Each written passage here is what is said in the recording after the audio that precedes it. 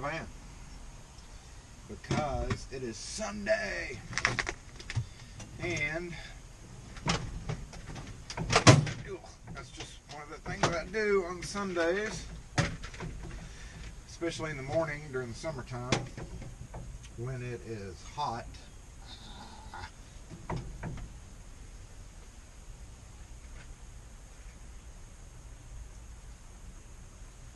And stuff needs to go back to where it's supposed to be. So this is my guard plate area.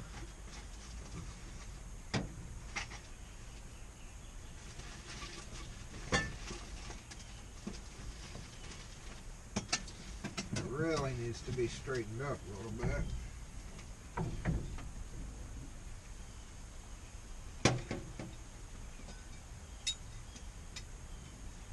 But for now, I'm just gonna shove what needs to go in there back in there.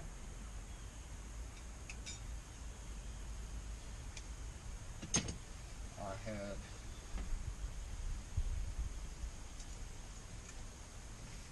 spray painted these things. So on that deadbolt install post the other day, from the perspective of the doorknob, they had originally wanted guard plates, and I didn't have any of the stainless steel or regular ones, but I had some brass ones that were scratched anyway. So this is a coat of brushed nickel, and then a coat of aluminum, and then a coat of chrome. It's 3 coats of paint, and each one was allowed to dry about 5 minutes between, or probably about 25 minutes is what I meant to say. 5 minutes wouldn't be dry. So it was dry to the touch, and I did another coat, and then I did another coat. And we can see that paint, really, spray painting does not really work. I don't even know how that must have happened when I laid it on the ground. But they were already scratched up anyway, and that's just from being in the package. You never really need polished brass pry plates, because most of the time this is going to be on a warehouse door or something. And the bolts came out okay, and the nuts, but of course when you tighten the nut down, it's going to scratch it. And that actually, if they did one in this finish, like a durable finish, I'm thinking I need to get a car spray paint to do that. Automotive, maybe, that would resist a little bit better. However, yeah, I'm just going to restock them. They didn't end up using them. So, and one door was an end swing, which uses a different style. So I'm not going to worry about these right now.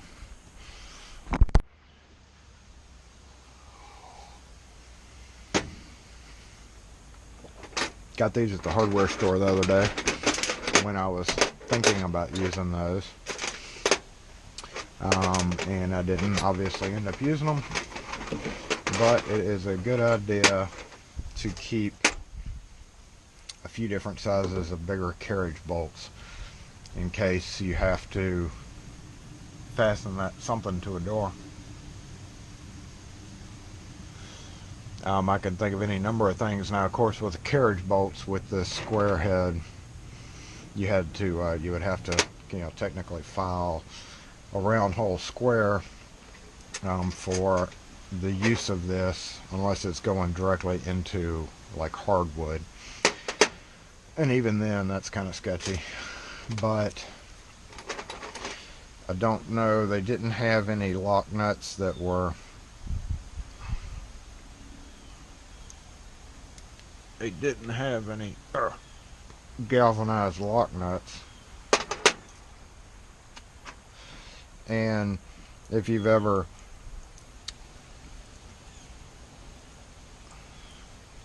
tried to use if you ever tried to screw something down on a galvanized, when they put that galvanized coating on, it makes it really hard to screw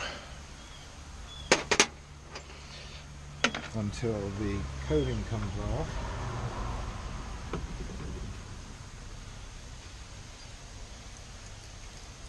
But I'm just going to go ahead and cap these longer ones. Always better for it to be a bit longer, even though it's going to take a little extra time. If you have to cut it off, for instance. But if it's too short, you're not ever going to be able to use it anyway. And the last one is this. So these are going to go in one of my screw bins, which, as you can see, there's two in the middle right there, and I'm missing my bungee strap that holds them in. Luckily they hold them pretty easily by themselves.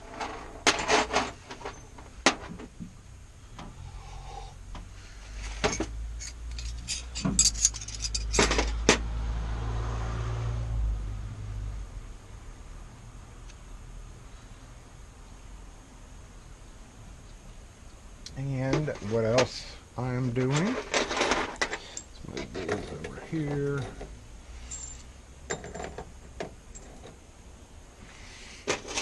Is getting debris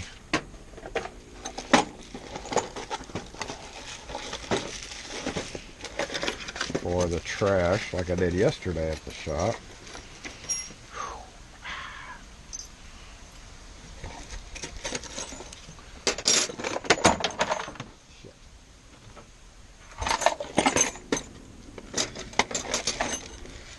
Taking out the good screws. These are good. Even though they're a little bit shorter, they're good for the latch. And garbage. So you can separate the garbage from the metal. So I don't have to do it later.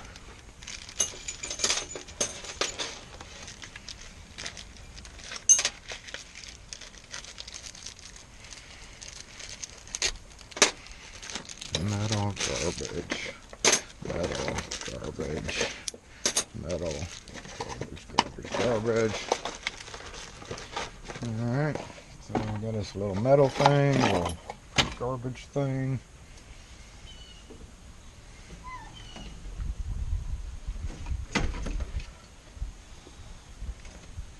And see, this isn't even supposed to be in here, it's garbage. Garbage.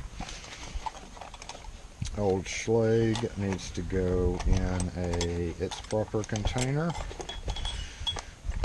And I need to protect these a little bit better. So I have a slag deadbolt kit up front. And other than that, I am putting all of these little things. So there's my latest.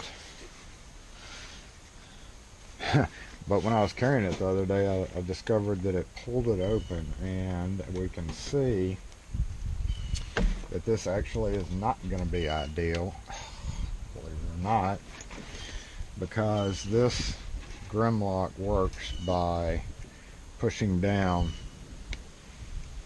right? So if you're pulling up, so I guess I need to flip it upside down, but then this won't attach to the thicker. Oh yeah, well, but it won't give it any sway this way, which you need a little swing in your bag strap, which is why I did it this way initially, for that swivel. Now I'm going to put it here and it's not going to swivel. It just drives me crazy. But for right now, I'm getting out everything that needs to come out, and I'll probably take this one back inside and redo those straps, because I kind of have to empty it, unfortunately, to be able to work with it.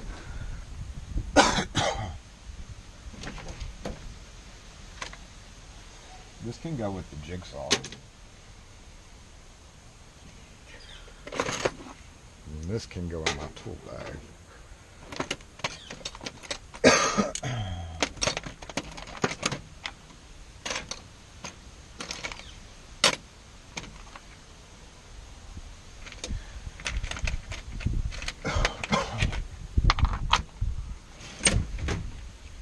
Okay, so alright, a little more garbage from up front in that old key that we did in the Totally Tubular video. That is how you can tell when a GM key is worn. If you start seeing on a silver key, if you ever start seeing brass on a key, this key is pretty much no good. It's at its end of its life. You can use it in the door because most vehicle door locks are wafer and not a sidebar system, and when you get into your sidebar systems, it requires a much more accurate key, as we know from Quickset Smart Key. Same theory. If you get any key and it wears down, the wafers, those very fine adjustments in the wafers don't allow the sidebar to line up. So you're always going to have trouble with your ignition for the most part. And it can get started being sloppy in the driver's door as well. But again, once you see brass on a silver key, you can pretty much guarantee it's near an end of its life. Just a little tip. And the one thing about, we always talk about recycling. These go in scrap metal instead of brass, even though the key is brass, because it just takes way too long to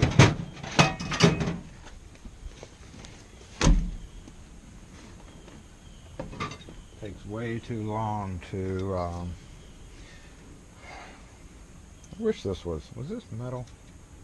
No, it's aluminum. Need a spot for this thing. It's a pretty good hacksaw, Stanley. You can tell it's been through some stuff. I would recommend this one. See? This one works really well. Why does it work really well, Jay? I see a screwdriver. That's what I'm going for back here. Is that is a broken, arguably the best small screwdriver. Oh, so sad. And I put it on a grinder to try to make it work better, but yeah. So garbage. Okay. Strike plates have their own, their own little area here.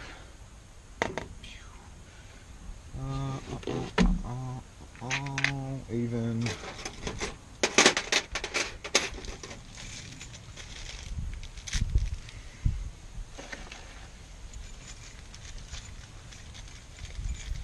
these screws have their own little area here.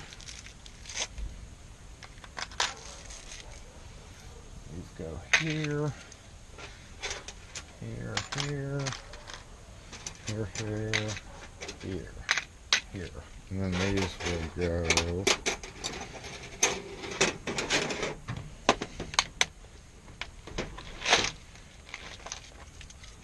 I still need to restock those screws for sure. But these four can go right here. Maybe. Yes. And these go back in the strike plate area. But first, since these have been rotting in my rekeying area, I'm going to put them down with the jigsaw, the Dremel, Dremel, grinder, bag, and extension cord.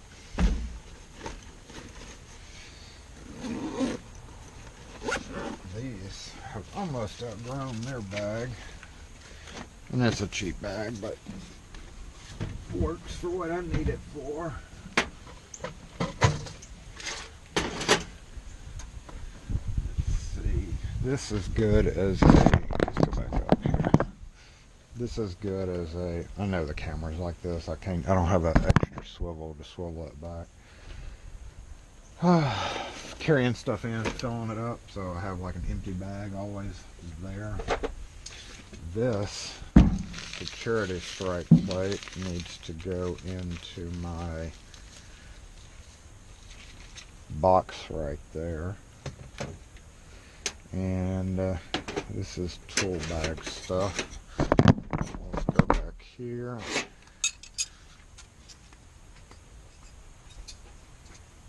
Strike plates.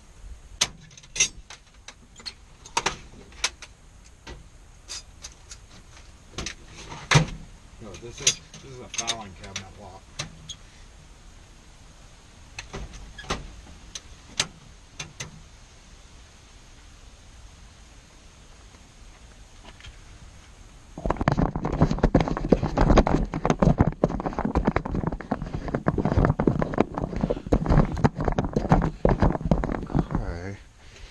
These picks go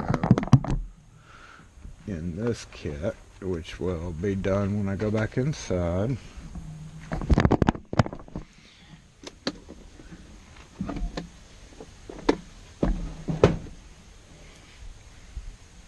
One-way screw removers.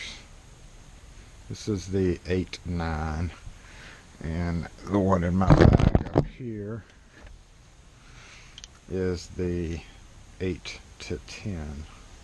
So it'd be 6 to 8, and then 8 to 10.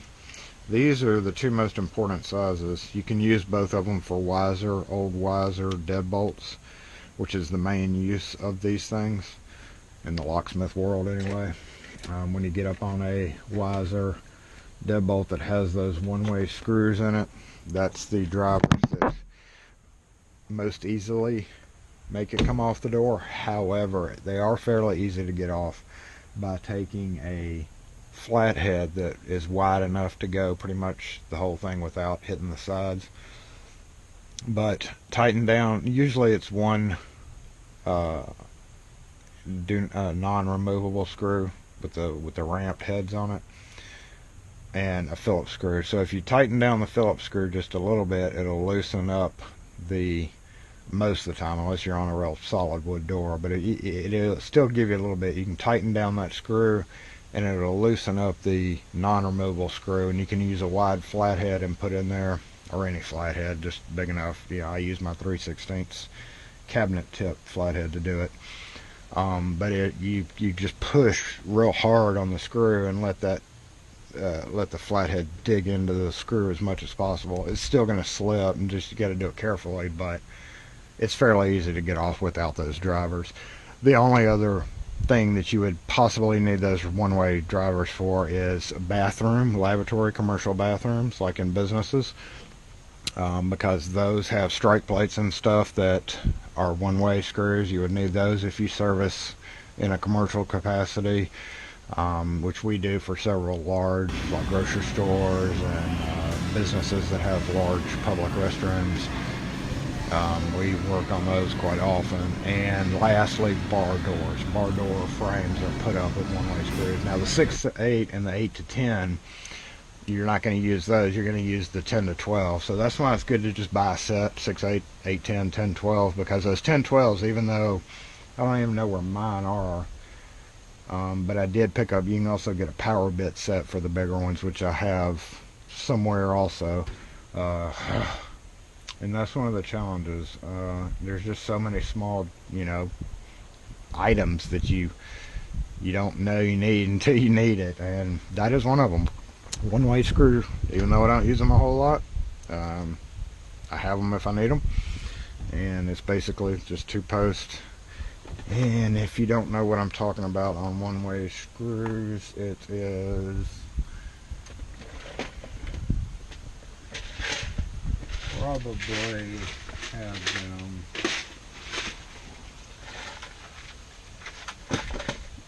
somewhere. I'll show you, or I'll put a picture up of them.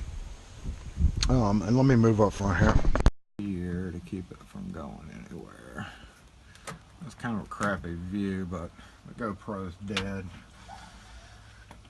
So I'm going to. My arm's sore from the other day. Did those 2 deadbolts on metal doors, one of them being with the screws play, and a bunch of other stuff. What did I do? I had to drill on another door for something. Scrap metal. I can't remember what it was, but anyway, long story short, my arm's been sore for a couple of days because of that.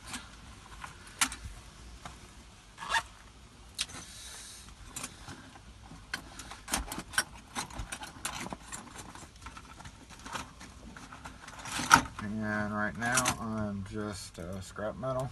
Bad latch, bad latch. Let's investigate the issue with quickset latches. This is a very common, very common problem. And if you can see it, you can see how that metal gets chewed up. So always keep quickset latches with you, because it is going to be one of the common things that you run up on. I try to keep 2, and actually I have easier access to wiser latches, and they're about a little bit better. They're not really better. They're branded wiser, but they're still quickset latches. I'm sure they're still made the same way. That they seem to be made a little bit differently. It's kind of weird. It's like they tweak between wiser and quickset. It's like the manufacturing process, while it's still the same, and obviously everything about it's the same, it's still just a bit different, because scrap metal is just going to turn into a sorting thing, because I don't know, it's just a little bit more refined. You can tell that there is a difference. Not a big difference, but a difference. So what I'm doing here is I'm just putting everything up to get it out of the way, so that I can. My little broom that I use for jobs is going up front to sweep out the front. And I'm digging my way down to get these out of the way. Combs. Should you carry combs with you? If you, yes. If you can. Some type of comb. It doesn't have to be, you know, big. You can get a smaller combs. So just something to signify why you're stopping. And the reason for that is when you're acting in a capacity of an emergency vehicle, whereas somebody's, say, stuck on the side of the road or the interstate, and you have to pull up behind them, you would pretty much function just like a officer would. You'd pull up behind them, cock your wheels over like you see them doing on video, and throw a cone out if you can, if you have time. It's best to signify passing motorists that there is an issue going on, for your safety and their safety. It's one of the most dangerous positions to be on it. And yes, we have unlocked cars on the side of the interstate. We have unlocked a JPD officer car in the middle of the interstate. Police department. Right smack dab in the middle lane. Because those goofy asses decided to lock their keys in the car on an accident scene. So, lights on, traffic blocked off, cops everywhere. Hey, can you come help? We do a lot for our police department, so they call us whenever they act goofy and do goofy stuff like that. There's my cap for my lubricant. It's currently holding up the phone. So, good idea to have cones. I also use them when I'm on when I have to park odd or something. Safety gear. Alright, so I've worked my way down to the screws down here, which I know you can't see on that angle. So I'm going to try to change that angle here.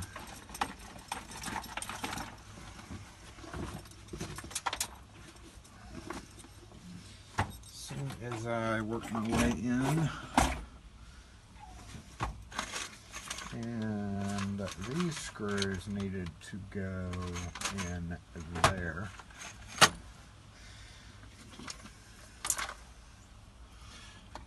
And we have drill bits here, countersink specialty bits.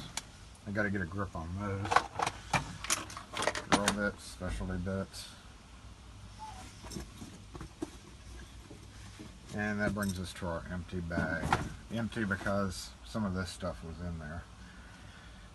And some of that stuff needs to go back. My green bag, that's my mobile kit. That's got a pin-in kit with keys and all your plug followers and all that you need for the most part to be able to walk to a remote area and rekey it.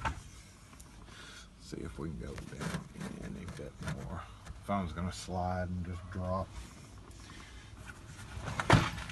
But we're gonna pull out the big screw container, as well as get this other little metal scrap stuff off the ground.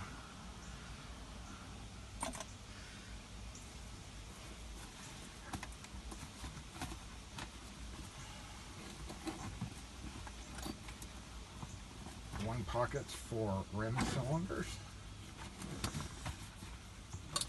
And I've shown you this before in a previous video.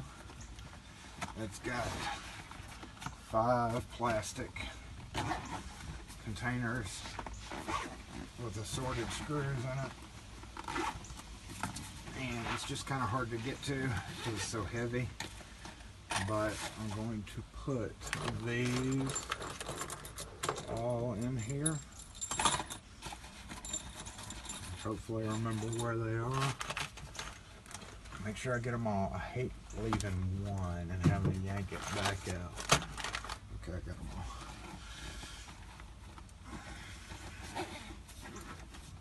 And this fits in the truck better with it all snapped up. So, and then if we go even further, okay, so there's that. There's our room back here. And let's go ahead and climb in. Oh, okay. I've done squeezed up in the truck. And I'm trying to sort out this messy area here. And put the panic bar where it won't rattle. So here I've got like steel mortise locks that I can use in an emergency.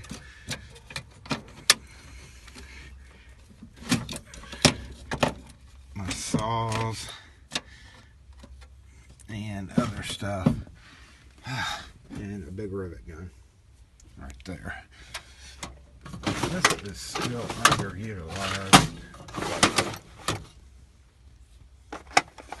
That's where those cylinders went.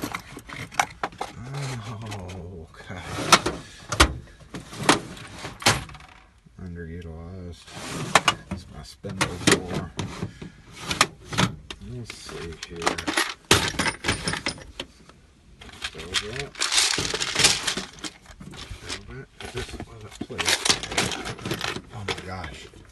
Oh my gosh. That does fit. Oh, that is good to know. If only it would fit perfectly. Oh my god, there it goes. Sweet. Okay, that is very good to know there. These drawers are problematic if something pokes out. Ooh. Like this thing. It will definitely cause problems.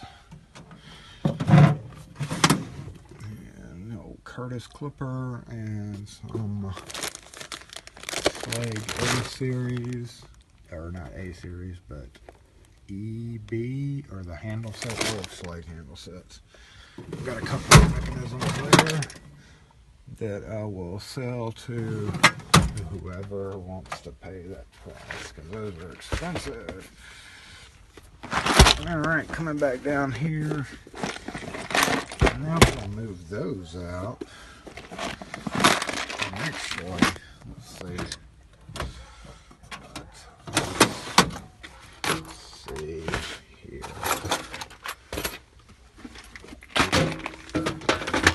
Two won't fit side by side.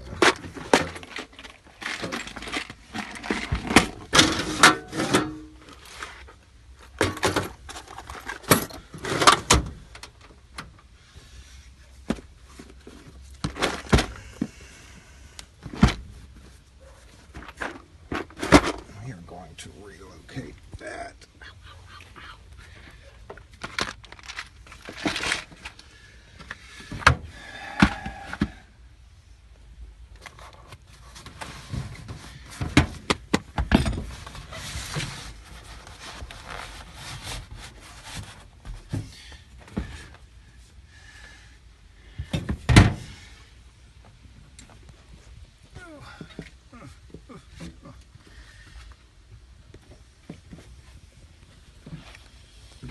Alright. So, that's what I'm doing on a Sunday. About to go in and get a little bit more coffee. And, because this is cold and I think the coffee is about to turn off.